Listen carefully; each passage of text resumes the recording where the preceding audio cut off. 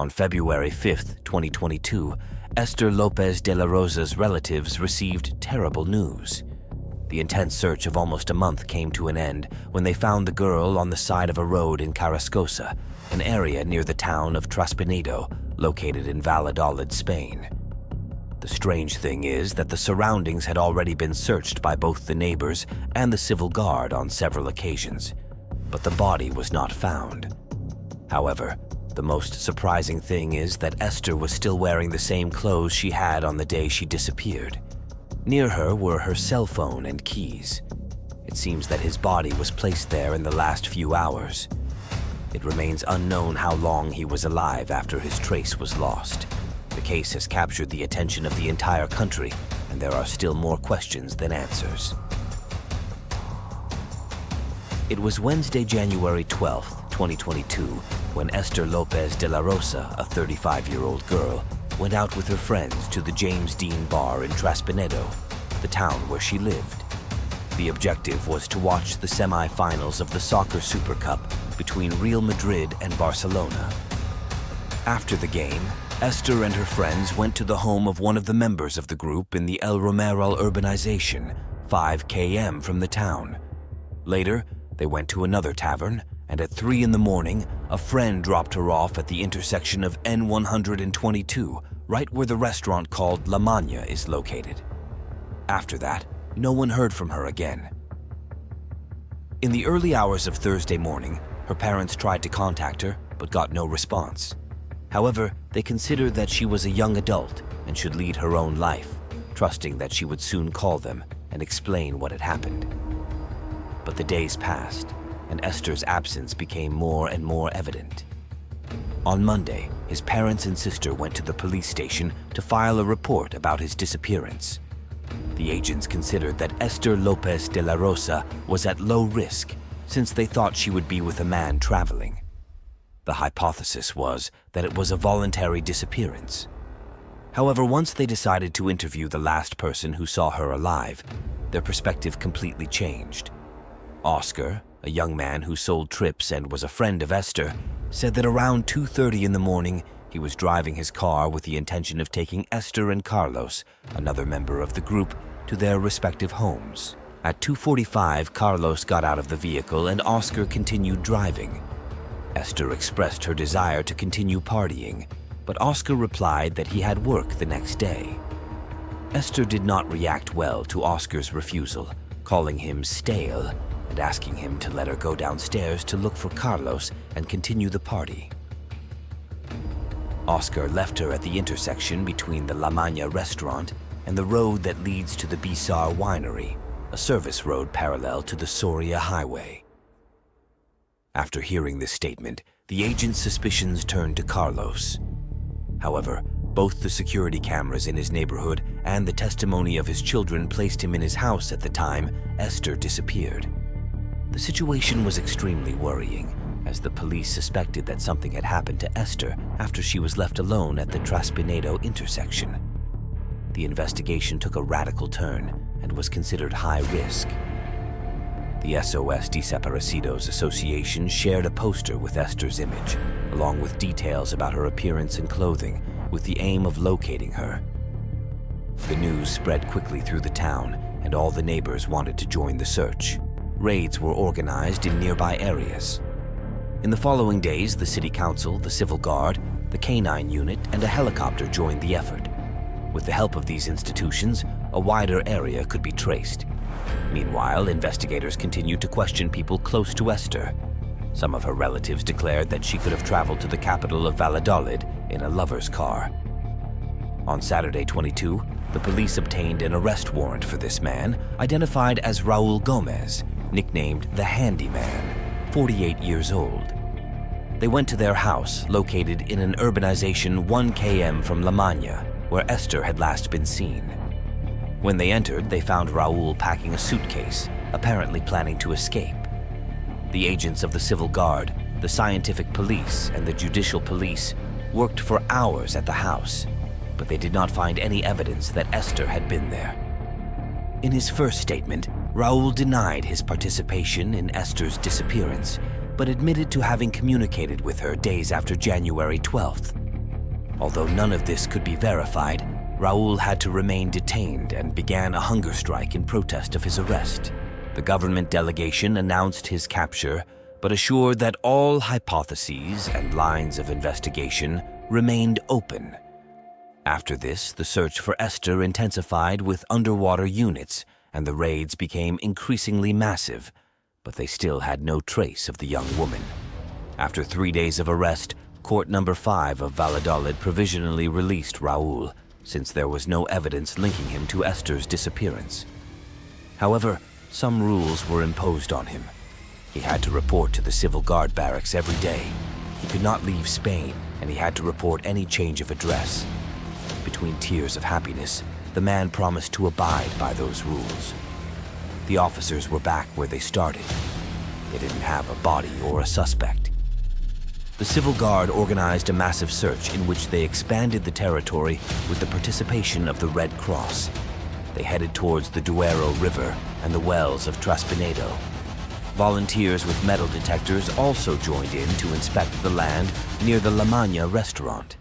Meanwhile, the local residents organized a rally at the town hall in solidarity with Esther's family, demanding one thing: that she be found alive.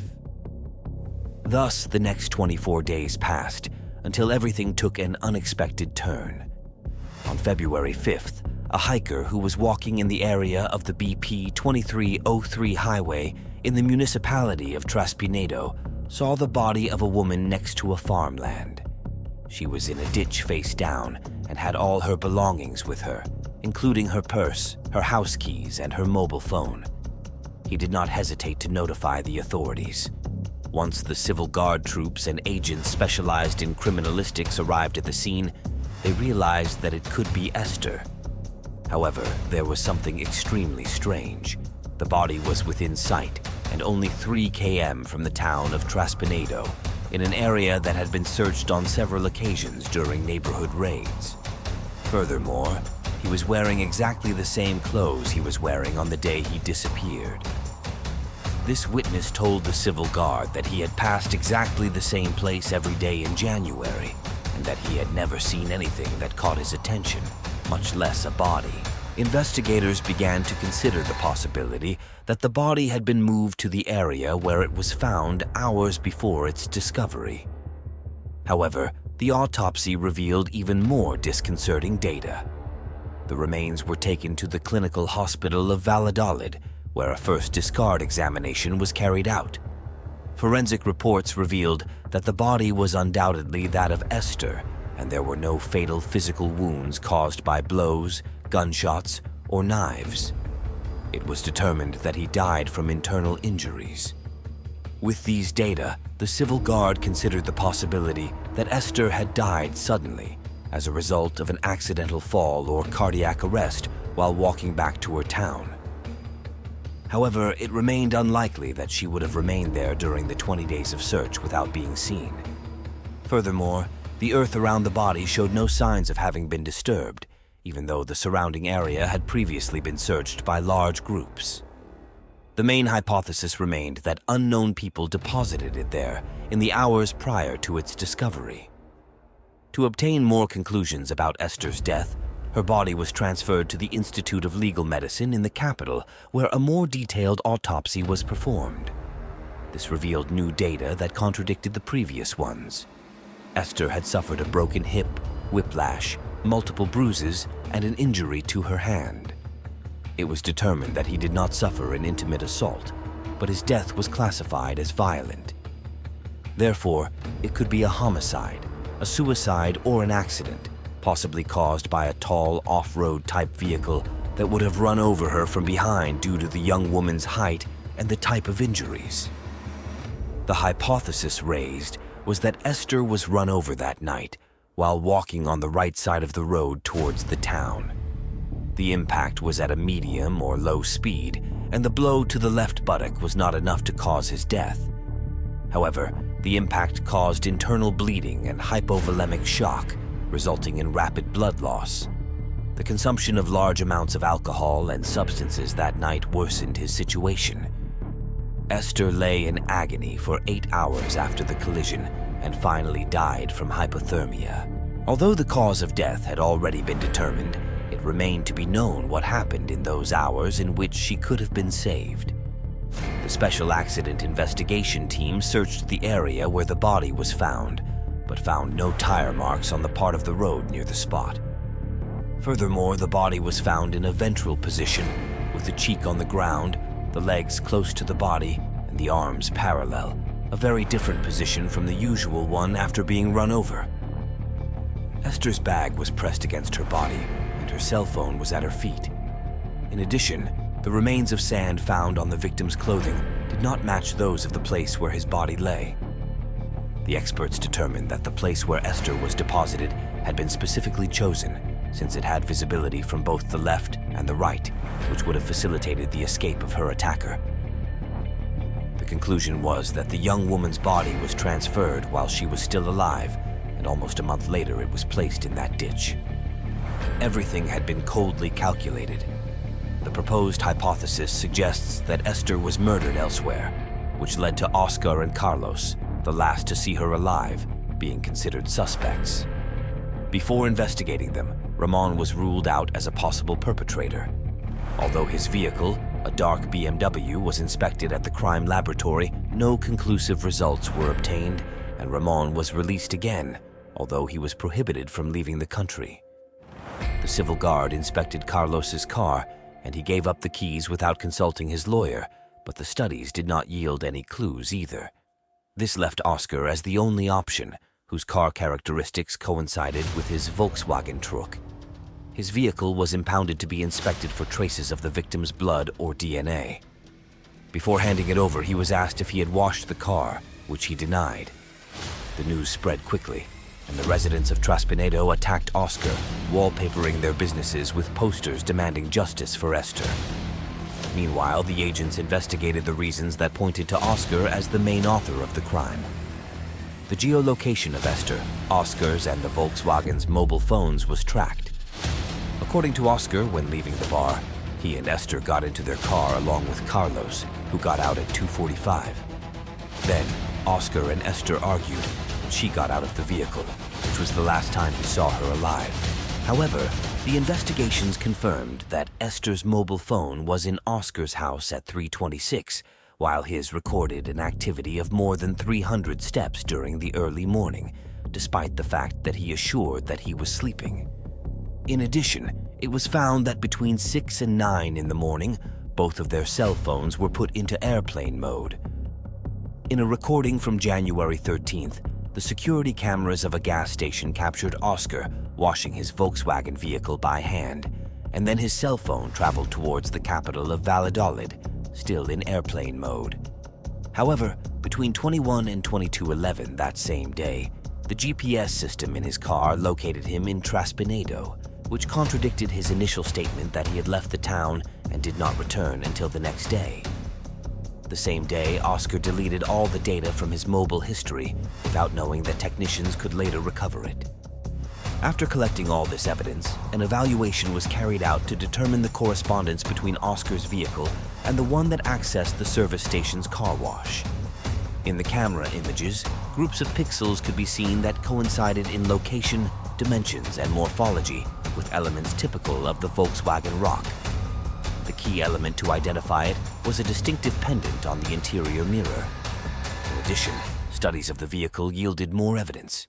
The data from the switchboard was erased, and it had defects that coincided with the injuries on Esther's body. The vehicle had received a blow to the upper area of the bumper, a scratch on the right side of the hood, and a small depression between the upper edge of the hood and the upper vertex of the right front wing. Although Óscar strongly denied this and said he delivered the vehicle intact, his credibility had already been called into question. Finally, the agents located Esther's DNA mixed with Óscar's on the rubber seal on the left side of the trunk of the car. Furthermore, one of the genetic samples corresponded to an unidentified female individual, which led to the possibility that Óscar had an accomplice. This DNA sample was in an enormous state of deterioration, which indicated that that area of the trunk had been treated with chemical agents such as bleach or ammonia, which suggests that Óscar could have tried to erase any traces. Saliva and other organic remains of Esther were also found on the gray jacket that Óscar was wearing on the same night of the disappearance. Despite the evidence collected and the fact that almost a year had passed since the body was found, the case was not even close to being closed. The civil guard detected that the system in Óscar's car received 2 formats. The first took place on February 1st and was quite superficial, while the second was much deeper.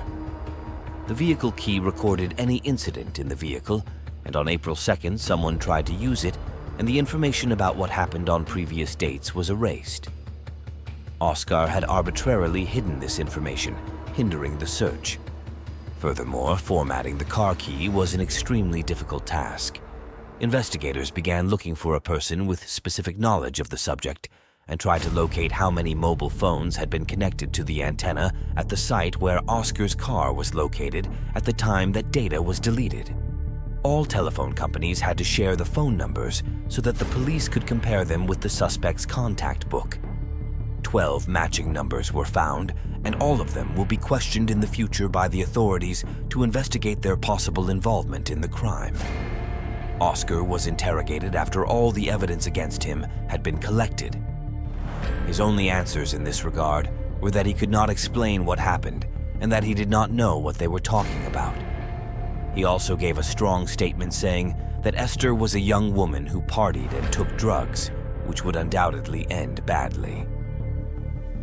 On June 9, 2023, the investigating court number 5 of Valladolid extended the investigation of the case for 6 more months to compile the results of all the proceedings. On September 17th of that same year, dozens of people gathered again in the Plaza Mayor of Transpinedo, demanding justice for Esther.